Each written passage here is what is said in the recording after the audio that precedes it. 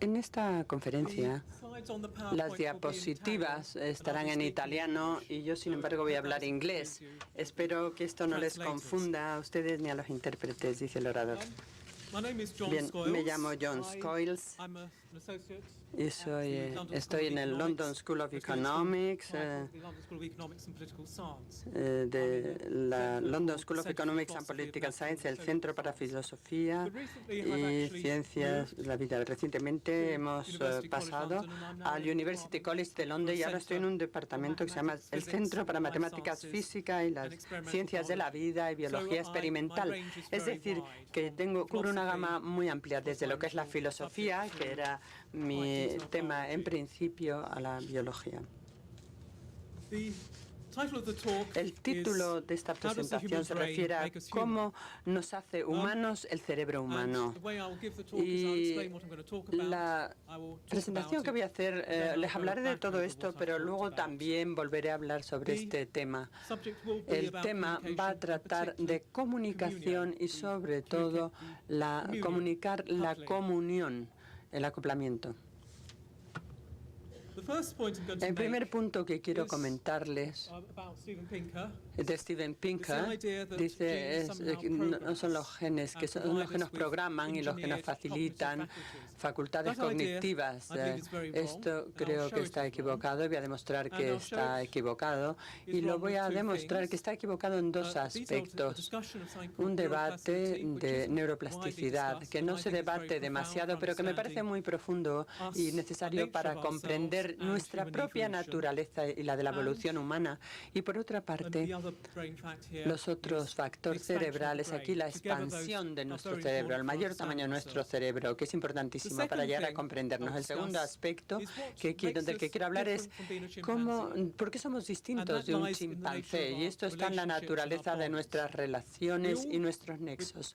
Todos, tanto nosotros como los chimpancés, tenemos el amor, la amistad y el saltar por algo. Sin embargo, somos sumamente distintos porque nuestro sentido o capacidad de amistad, amor y de pertenencia al grupo puede ser muy duro, puede durar toda una vida y puede ser bastante abstracto. Por otra parte, lo que es más importante, se puede definir porque los chimpancés, la mayor parte de sus nexos son transitorios, tienen alianzas, pertenecen a unas infusión a bandas de caza, de pesca, pero esto establece las relaciones entre los machos y ninguna de estas relaciones están definidas por su cultura. Esto es algo concreto del hombre, específico del hombre. Esta es la segunda sección de mi presentación de esta tarde. En cuanto a la tercera sección, explica por qué esta diferencia, el por qué ha emergido, y tiene que ver con los símbolos. Yo voy a sugerir que los símbolos son de dos tipos. Es lo que yo llamo los símbolos que son representativos, que son una referencia, pero hay otro tipo de símbolo que son los stand-in o sustitutivos. Hay que entender estos conceptos, no se molesten ahora porque lo voy a explicar más tarde. Esto subyace en nuestra capacidad para establecer nexos y la comunicación de ambos es importante para establecer nuestras relaciones y mantener estas relaciones. Esta es la dirección de mi presentación y lo principal es nuestra capacidad de estos símbolos sustitutivos, dependen de la plasticidad. Así que estas tres áreas están conectadas entre sí. El primer enfoque sobre neuroplasticidad se refiere, porque yo lo considero uno de los factores más importantes que conocemos sobre nosotros mismos. No es algo que se debata con frecuencia y con frecuencia es algo como mágico. Y voy a mencionar también, y le voy a hablar en primer lugar sobre la neuroplasticidad y la visión, porque de acuerdo, diría yo, con la mayor parte de los psicólogos evolutivos e incluso Steven Pinker, algo como la vista debería ser una especialización de nuestro córtex visual y el motivo de todo esto son bastante evidentes, resultan bastante significativos. La visión es muy importante para los mamíferos y los mamíferos están involucrados durante al menos 180 millones de años. Los primeros mamíferos eran bastante pequeños y dependían de su vista para la supervivencia. Esto sugiere que tenemos 180 millones al menos de puntualizar nuestro córtex visual para ser buenos procesadores de la función visual. Nosotros, desde un punto de vista de Pinkerton, estaríamos sorprendidos de descubrir de cualquier otra parte del cerebro pudiera procesar la visión o que el córtex visual pudiera hacer otras cosas aparte de procesar la visión. Sin embargo, nosotros sabemos que eso es así y, de hecho, sabemos que el córtex auditivo puede procesar las funciones visuales, y esto se debe a un profesor, Michael Sur, del MIT, del Michigan International Instituto de Tecnología, y comprobó como la visión de los objetos. Vemos esta fórmula, este animalito, y ha sido capaz de inducir el córtex auditivo de este animal para que pueda ver con él. Y es una cita tan extraordinaria que yo brevemente quiero mencionar su experimento para demostrarlo, simplemente con el fin de intentar convencerles de que esto no es solo una idea, sino que hay realmente una evidencia bastante grande. Y es que en nuestro cerebro, el input visual va desde nuestra retina al nervio óptico hacia nuestro cerebro, en nuestro córtex, al núcleo, el LGN. Tenemos un puntero, por favor. Un puntero, un láser, un puntero de láser, por favor, pide el ponente. ¡Oh! Lo siento, pero no nos llega la señal a la cabina y, por tanto, no podemos ofrecer interpretación.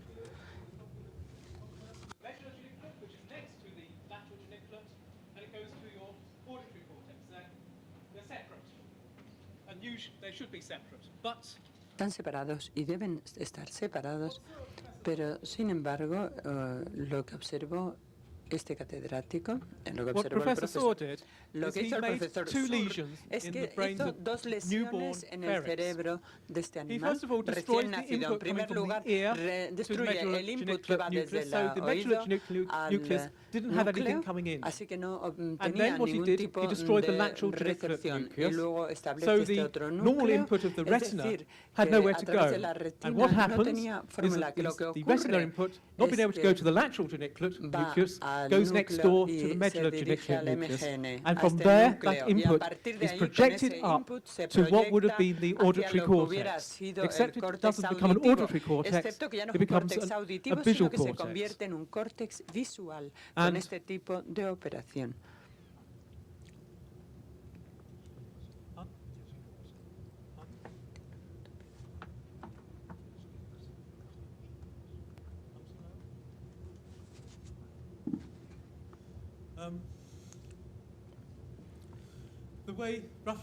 La forma en que los científicos pueden indicar que el córtex auditivo procesaba la visión de distintas formas. El córtex auditivo tiene el mapa de la retina que aparece en el córtex visual, las neuronas que se comportan como neuronas visuales en el córtex visual. Y también hizo un experimento muy interesante, dado que nuestro cerebro está dividido por la mitad. Lo hizo una parte del cerebro con esta córtex visual artificialmente inducido y el otro lo dejó intacto, y comparó así el comportamiento del animal a ver qué ocurría en un lado del cerebro comparándolo con el otro, y eran idénticos. O sea que esta es una evidencia muy firme de que el córtex auditivo, que nunca había sido utilizado para lo visual, puede procesar lo visual. Y esto es muy importante, y no es lo único, sino que además hay un segundo fuente de evidencia muy fuerte, y esto tiene que ver con la gente que nace ciega o que se queda ciega a edad muy temprana. Si lo pensamos, tienen un córtex visual, pero no recibe ningún input porque la retina no envía ningún tipo de conexión. Lo que ocurre en este sentido es que hay una degeneración en el cerebro, el nervio óptico se degenera, y también el córtex visual no se degenera en este sentido. Y nos preguntábamos qué ocurría en los años 70. PET, otro estudioso descubrió que el córtex visual lo activaba un braille, una especie de braille, o sea, que asumía otra tarea y se asumía, bueno, pues esto es una especie, es responsable de los elementos del tacto, pero hay otras personas que decían, no es solo un elemento del tacto para el braille, sino también los elementos lingüísticos de la lectura braille. Este es así. Esto es así, dado que los investigadores le preguntan a gente que nace ciega que lleven a cabo tareas de lenguaje simplemente hablándoles oralmente, sin braille. Es decir, que oyen ciertas tareas que se utilizan con el fin de demostrar las áreas normales del lenguaje en el cerebro. Aquí vemos una imagen de una imagen funcional donde se observa el córtex visual de una de estas personas, cómo se activa con una de estas tareas semánticas y sintácticas. Cuando a alguien le pregunta, si le pedimos a alguien que nos dé un verbo asociado, les damos un nombre, decimos por ejemplo martillo, y ellos tienen que pensar y asociarlo con martillar, con pegar, y luego hay tareas sintácticas. Esto sugiere que efectivamente el córtex visual tiene la capacidad de desarrollar tareas semánticas. Esto es extraordinario. Nadie lo había anticipado. Y esto es lo que Pinker diría que no podía ocurrir y sin embargo sí que ha ocurrido. Y esto sugiere que el cerebro es mucho más flexible y que puede ser reprogramado para llevar a cabo toda una serie de tareas. Y esto es importantísimo para nuestra evolución. Sin embargo, existe un problema. El problema es que la neuroplasticidad se da en todos los animales, como por ejemplo en los mamíferos también, y esto nos retrotrae 180 millones de años. Se ha hecho investigación que se aplica también a todos los vertebrados, todos los animales que tienen cerebro, pero hay algo especial sobre nuestro cerebro que hace que la neuroplasticidad sea tan importantísima para nosotros, y es el tamaño del cerebro. No es que tengamos solo cerebros grandes, porque desde luego no somos los mamíferos con el cerebro más grande. Los elefantes tienen un cerebro mucho más grande que nuestro y también las ballenas, pero es importantísimo, lo importante de nuestro cerebro es que tenemos un cerebro muy grande en cuerpos relativamente pequeños. Si nos comparamos con un chimpancé, podemos considerar que el tamaño del chimpancé, que tendría el tamaño de un cerebro de uno de nosotros, tendría que tener 7 veces el tamaño del nuestro. Esto podemos observarlo en la parte de la izquierda, un chimpancé enorme que tiene un cerebro humano, pero lo que no tenemos nosotros es un cerebro que correspondería realmente a un animal auténticamente gigantesco, a un chimpancé gigantesco. Y esto es importantísimo para nuestra capacidad de explotar la neuroplasticidad, y el motivo está con estos cerebros. Estos supongamos que son todos un tamaño de animal o de mono. Las zonas oscuras es parte que se dedica al control motor y al córtex motor. Y si vemos este córtex, si tu cerebro fuera muy pequeño, el cerebro casi todo se dedica a las tareas motrices, y hay una zona donde podemos jugar con la neuroplasticidad para desarrollar otras tareas, pero a medida que el cerebro crece, el porcentaje del cerebro que se dedica a las tareas del córtex motor cada vez es más pequeño. Es el caso de nuestro propio cerebro. El córtex motor es una banda muy estrecha y deja una zona muy amplia de neurocircuitos que pueden realmente se reutilizan para tareas totalmente nuevas. Esto es lo novedoso de nuestro cerebro, es la capacidad de tener neuroplasticidad y el hecho de que contemos con todas estas zonas vacantes que además pueden asumir nuevas tareas. Esta sería la primera parte de mi presentación. Pasemos ahora a preguntarnos, supongamos que somos un chimpancé y que queremos ser antropólogos. ¿Qué sería lo único? ¿Qué nos sorprendería de un ser humano si fuéramos antropólogos y chimpancés? No solo en cuanto al tamaño de nuestro cerebro, sino nuestro comportamiento en este tipo de civilización, y que es extraordinario. ¿Qué les sorprendería de todos nosotros? ¿Cuáles serían las cosas que les sorprendían? Son cosas como, por ejemplo, el matrimonio. No solo el hecho de que la gente se empareja, sino que se empareja de por vida. En las sociedades occidentales hay más divorcio, pero en la mayor parte de las sociedades el matrimonio es a largo plazo, muchas veces para toda la vida. A veces tenemos amistades a largo plazo. Los chimpancés forman alianzas, pero son como muy fluidas y no tienen estos lazos, estos nexos a largo plazo. Con nuestros lazos también sobreviven a la separación. La gente permanece casada aunque el esposo se vaya a la guerra o navegue o se vaya en un viaje muy largo. La gente sigue casado. No necesitan un feedback constante de o reafirmación de esta relación. La relación puede sobrevivir en ausencia de esa cercanía, de esos abrazos, besos o el tipo de acicalamiento que tienen los chimpancés. Vemos aquí un ejemplo de una fraternidad en América. Formamos fraternidades y grupos que son bastante abstractas.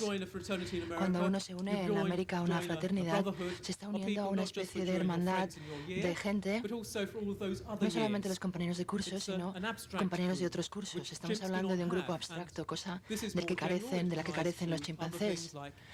Y esta es una organización más general que se aplica, por ejemplo, a países y a otras comunidades. Los seres humanos tienen el sentimiento de pertenecer a algo, a la religión, a una nacionalidad o a otra cosa.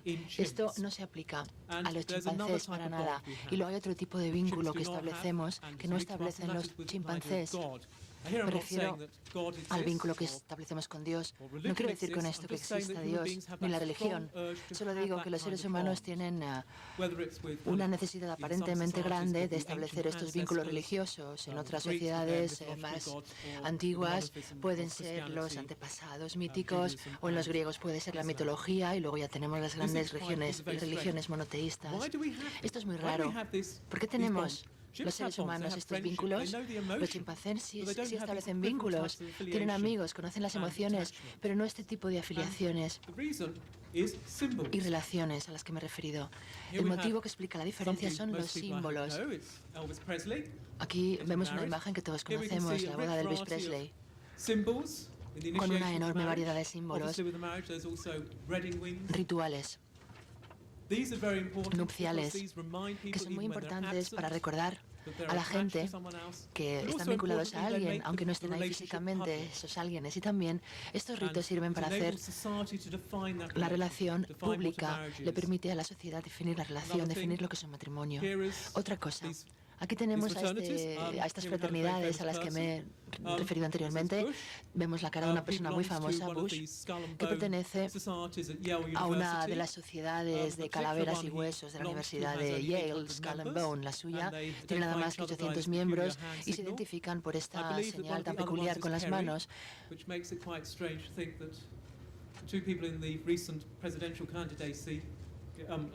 Kerry resulta que también era de esta fraternidad, y resulta que los últimos candidatos a la presidencia pertenecían a una fraternidad de 800 miembros en un país que tiene más de 200 millones. Esta es la forma en la que se forjan los grupos, signos. Por ejemplo, conocemos los símbolos masónicos. Esto también se da en el ejército. Yo creo que la siguiente imagen es un poco extrema. Es una de las formas más extremas de simbolismo religioso. No se limita a rezar, sino que uno acaba crucificado. Este es un ejemplo de las Filipinas.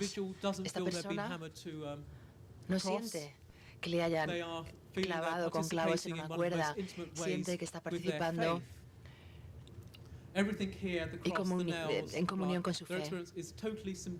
Todo es totalmente simbólico, incluida la cruz. La segunda parte, la tercera parte de mi presentación se centra en los símbolos. Hay dos tipos de símbolos que normalmente no se distinguen bien entre sí. La gente no los distingue. Hay símbolos que representan algo, que son referencias, y luego hay símbolos que son sustitutos, por decirlo de alguna manera. Son descripciones, tienen una referencia.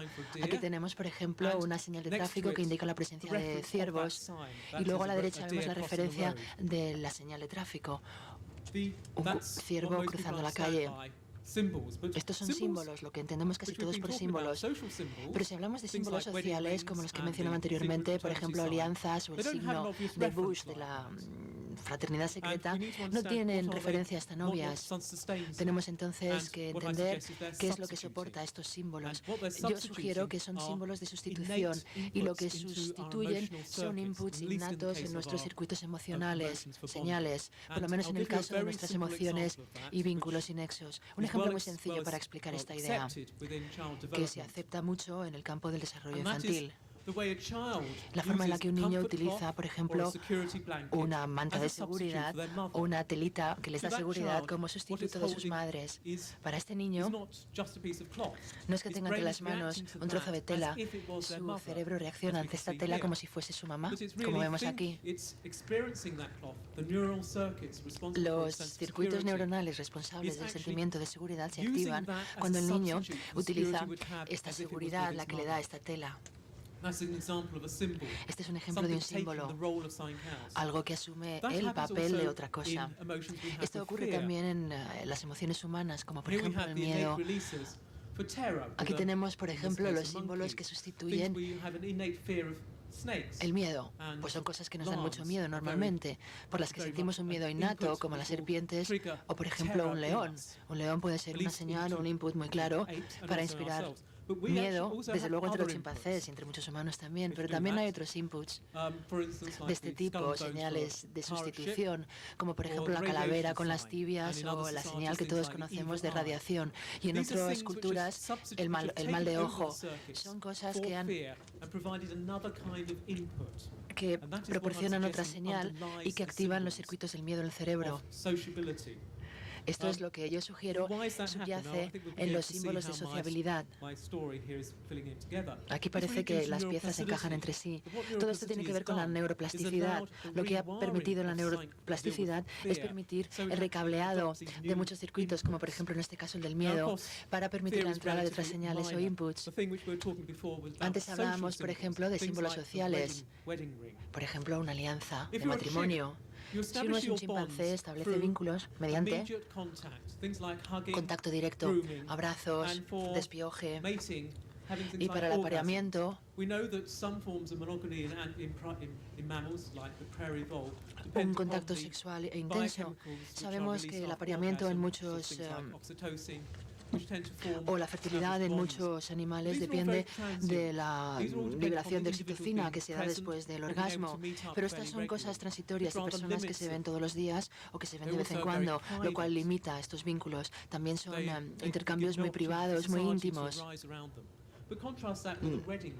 Pero comparemos lo que hacen los chimpancés como por ejemplo el símbolo de la alianza nupcial, que quiere decir que estamos cansados. A lo mejor tenemos un marido que está en el ejército o una mujer que se ha ido de capitana en un barco a dar la vuelta al mundo, pero nos miramos el dedo y recordamos que existe un vínculo con otra persona. Hagamos un experimento, pidamos a la gente que tire sus alianzas. Hay muchísima emotividad ahí. Si una mujer, por ejemplo, pierde su alianza, puede tener mucho miedo, lo cual refleja su propia relación. Por otra parte, si es un matrimonio que hace pique, que hace aguas, uno directamente tira el anillo a la basura, el anillo como sustituto de la relación, como un símbolo sustitutorio. La idea de que los genes crean complejidad en nuestro cerebro no es del todo verdad, porque la complejidad puede crearse también mediante la neuroplasticidad, depende de las circunstancias adecuadas y de las señales medioambientales correctas o inputs. La plasticidad cerebral. Bueno, tenemos que tener en cuenta que los humanos tenemos vínculos sociales muy robustos y definidos socialmente. Y esto es debido a la existencia de vínculos que se basan en la sustitución de nuestros circuitos neuronales. Y este es el motivo por el que la neuroplasticidad permite que estos circuitos se recableen con símbolos nuevos. Vemos la lógica entonces de mi presentación. Sugerimos que mediante este planteamiento podemos explorar la neuroplasticidad y una de las formas de conseguirlo es cambiar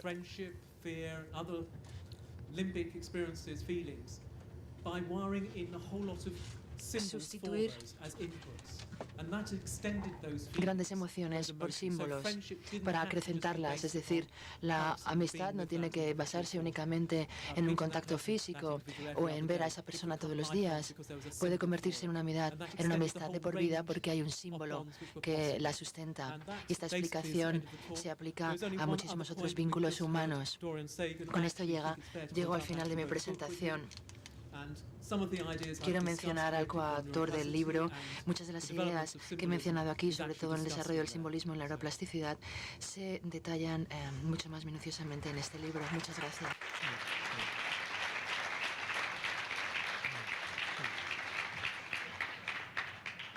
Una pregunta por ahí. Rápidas. ¿Qué? A ver, ¿le pasas el micrófono?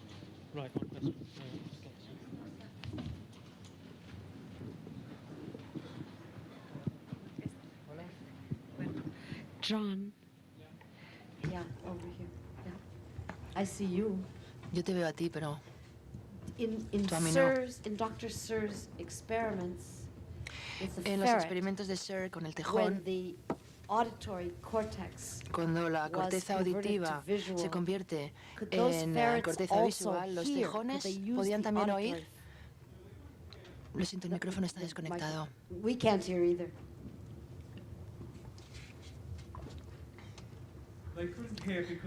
No podían oír, no oían, porque se había borrado la señal auditiva, la conexión entre el cerebro y el oído interno se había cortado.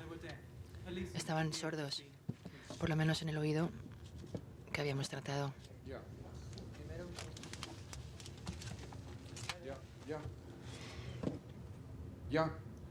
Vamos a ver, me has provocado una pregunta muy sospechosa de naturaleza actual y política española. Tenemos un presidente del gobierno actual que nos ha acostumbrado en los 10 meses que ya es persona pública y que representa naturalmente a España, a asentir, a afirmar, reafirmar o jerarquizar con un símbolo, un guiño de ojo que hace siempre o casi siempre que actúa en público. Entonces, me has provocado, digo, la pregunta, ¿por qué ese símbolo de ojo, ese cierre de ojo del presidente Zapatero, unas veces lo hace con el derecho, otras lo hace con el izquierdo? Estoy seguro, o quisiera estar seguro, que la mayoría de los españoles que están aquí han observado ese gesto como un servidor, porque no voy a ser el más listo de la clase, claro está. Y mi pregunta ¿es una especie de connivencia jerárquica con su grupo, con su clan? ¿Es un acto de debilidad y necesita reafirmación? ¿Es una especie de un símbolo clave reafirmando sus afirmaciones rotundas de naturaleza ideológica para proteger a su convento, o sea, a su partido? Me encantaría que me ayudases a descifrar este símbolo. Creo que es imposible que traduzca cosas locales, o sea, aspectos que están que solo tú y yo y los de aquí conocemos, es difícil que traduzca. Yo también por la noche grito mamá y no por eso tengo alguna cosa sospechosa, ¿eh?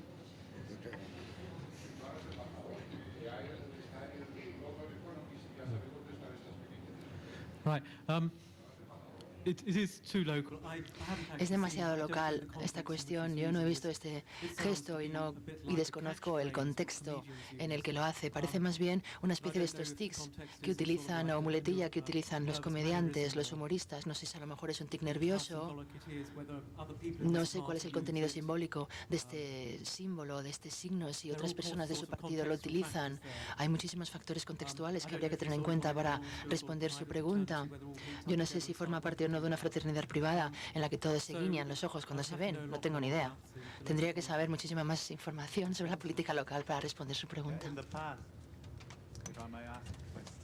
Si me lo permiten, Antonio, en el pasado, había una idea que decía que hay grandes partes del encéfalo del cerebro que no se utilizan. Era una idea bastante antigua, que el cerebro está subutilizado. Esta idea ya no está vigente, no. Los conocimientos que tenemos de la neurociencia están cambiando, estas ideas anticuadas. Hay grandes partes del cerebro que se utilizan para tareas múltiples. Por ejemplo, zonas que se utilizan para la sintaxis, para el control motriz, para la comprensión de la música, para deletrear palabras adecuadamente y para rimar palabras. Esta afirmación ya no se acepta, que utilizamos muy poco porcentaje de nuestro cerebro. ¿La flexibilidad es infinita o tiene algún límite en el cerebro? ¿Podríamos utilizar cualquier parte del cerebro para calcular otra acción o hay alguna especie de funcionalidad subyacente? No, la mayor parte, o sea, el cerebro, el encéfalo, se construye basándose en señales. Evidentemente, si queremos activar la corteza cerebral, está muy bien que haya señales de la retina. La corteza visual asume estas funciones, puesto que las señales de la retina que vienen del núcleo geniculado van directamente a esta parte del cerebro, pero es muy interesante saber cómo se ha desarrollado nuestro cerebro. Si han leído mi libro, al final, en los últimos capítulos, el libro que escribí con Dorian, hablamos de que nos adentramos en la era del cerebro. Uno de los problemas que tenemos es que no podemos visualizar o ver nuestros cerebros, no podemos ver esta activación, pero como ya tenemos técnicas cada vez más sofisticadas para hacer cartografía cerebral, hemos visto estas imágenes con tags y tomografías y demás. La cuestión es, esto es como la tecnología informática. Al principio eran enormes, ocupaban salas enormes y necesitaban miles de técnicos para mantenerlas. Sin embargo, hemos visto cuál ha sido el ritmo de desarrollo en este frente. Yo creo que en la neurociencia va a pasar algo muy parecido y las repercusiones van a ser muy profundas, por ejemplo, en campos como la educación.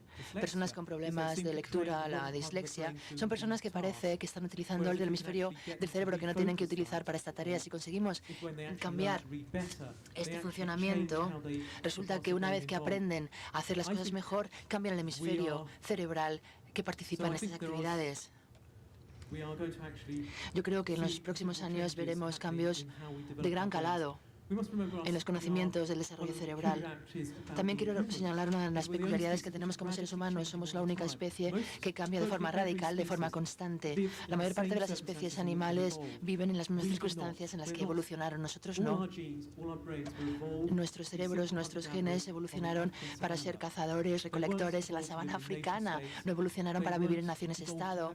No evolucionaron para que experimentásemos las cosas que estamos experimentando ahora, la lectura y muchísimas más cosas que podría mencionar. Se ha producido este cambio revolucionario, rapidísimo. El paleolítico, la edad del hierro, del bronce, luego la aparición de poblaciones, sociedades, estados, nación, democracia moderna, son cambios revolucionarios modernos y estamos todavía embarcados en estos cambios. En nuestras brevísimas vidas podemos mirar hacia atrás para ver los enormes cambios que se han producido únicamente en los últimos 10 años. ¿Qué ocurrirá en los próximos 10? Los candidatos presidenciales tienen ahora que presentar con su candidatura un informe médico. Yo creo que en el futuro sería muy realista exigirles un informe sobre su cerebro. Me parece que estamos ahora adentrándonos en un terreno fascinante de la interacción entre las neurociencias, la cultura y también con el arte. Quería hacer una pregunta, si es posible. ¿La última? Muy breve. Bueno, vale, hay un debate.